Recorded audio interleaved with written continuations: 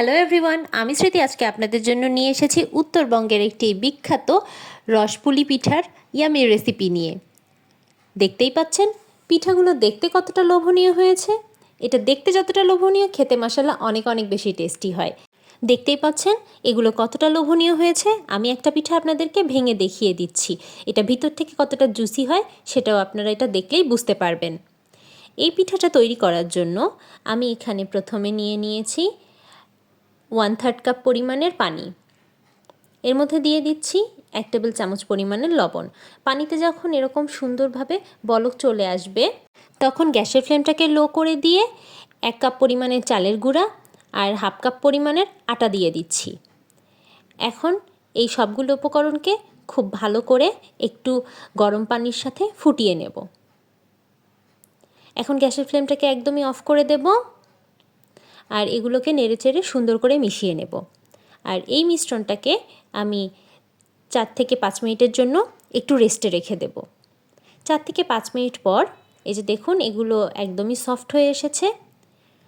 এখন এটাকে আমি আরেকটু হাত দিয়ে মথে নেব। এর জন্য আমি হাতে 1 থেকে 1.5 টেবিল চামচ পরিমাণে তেল দিয়ে নিয়েছি।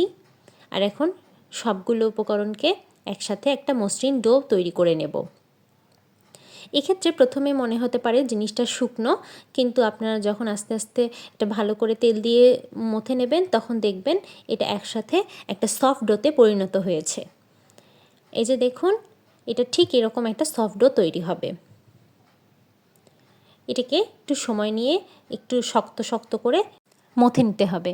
এখন এটাকে একটা সারফেসের মধ্যে গোল করে এটাকে 4 ভাগে ভাগ করে নেব।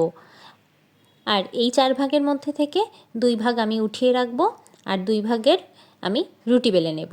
এই যে দেখুন একটু সুন্দর করে রাউন্ড করে মসৃণ করে নিয়েছি। এখন এর উপরে সামান্য আটা দিয়ে এগুলো থেকে পাতলা পাতলা রুটি বেলে নেব। এই রুটিটা কিন্তু খুব বেশি পাতলাও হবে না, আবার খুব বেশি মোটাও হবে না। একটা মিডিয়াম শেপের একটা রুটি তৈরি হবে। আমি সবগুলো রুটি বেলা হয়ে গেলে আপনাদেরকে এটা থিকনেস দেখিয়ে দেব, এটা ঠিক কতটা মোটা হবে। এই যে দেখুন এটা কিন্তু নর্মাল রুটির থেকেও একটু সামান্য মোটা করেই আমি বেলে নিয়েছি। এখন এর মধ্যে আমি একটু গ্যাপ রেখে রেখে সামান্য পরিমাণের করে করে খেজুরের গুড় এর মধ্যে ছড়িয়ে দিচ্ছি। খেজুরের গুড়টা সবখানে দেয়া হয়ে গেলে এর উপরে আমি একটা রুটির উপর বেলে রাখা অপর রুটিটাও দিয়ে দেব। রুটিটাকে নিয়ে অপর রুটিটার উপরে এটাকে সুন্দর করে বসিয়ে দেব। আর বসিয়ে দেওয়া হয়ে গেলে হাতের সাহায্যে সুন্দর করে চেপে চেপে এটাকে জোড়া লাগিয়ে দেব। একটু সাইড থেকে ভালো করে চেপে দেব যাতে একটা রুটির সাথে আরেকটা রুটি একদম জয়েন্ট লেগে যায়। এখন একটা কুকি কাটার নিয়েছি। এর ভিতরে যে ফ্লাওয়ার কাটার যেটা আছে সেটা দিয়ে আমি গোল গোল করে ফ্লাওয়ার শেপে এটা কেটে নিচ্ছি। আপনাদের কাছে যদি এরকম ডাবল সাইডের কুকি কাটার না থাকে তাহলে আপনারা যে কোনো গোল সাইজের কুকি কাটার দিয়েও এটা কেটে নিতে পারেন, অথবা কোনো গ্লাসের সাহায্যেও এটাকে কেটে নিতে পারেন। এখন আমি একটা স্টিমারের উপরে ফয়েল পেপার বিছিয়ে নিয়েছি আর তার উপরে পিঠাগুলোকে সাজিয়ে দিয়েছি। গ্যাসের চুলায় আমি একটা রাইস কুকারের ডিশে পানি বসিয়ে দিয়েছি।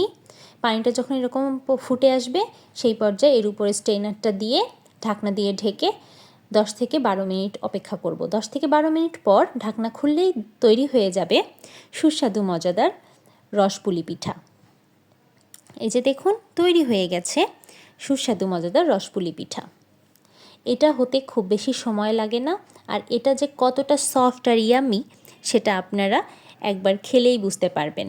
আর এটার ভিতরে যে গুড়টা থাকে যখন এটা ভাপে সিদ্ধ হয়ে যায় গুড়টা একদম মেল্ট হয়ে জুসি টাইপের হয়ে যায়, আর এটা খেতে মাশাআল্লাহ অনেক অনেক বেশি টেস্টি হয়। যারা মিষ্টি পছন্দ করেন তারা এই শীতে এরকম রসপুলি পিঠা বানিয়ে নিজেরাও খেতে পারেন আর পরিবারের সবার জন্য বানিয়ে ফেলতে পারেন। এরকম আরও অনেক ইউনিক ভিডিও পেতে আপনারা আমার চ্যানেলটিকে সাবস্ক্রাইব করুন, এবং আপনাদের যদি রেসিপিটি ভালো লাগে তাহলে অবশ্যই ভিডিওটিকে একটি লাইক, কমেন্ট অ্যান্ড শেয়ার করে দেবেন। আর এই রেসিপি ফলো করে আপনারা যদি বাড়িতে এই রসপুলি পিঠা বানান তাহলে আমাকে অবশ্যই কমেন্ট করে জানাতে ভুলবেন না রেসিপিটি আপনাদের কাছে কেমন লাগলো। ভিডিওটি দেখার জন্য থ্যাংক ইউ এভরিওয়ান। ভালো থাকবেন সবাই। আল্লাহ হাফেজ।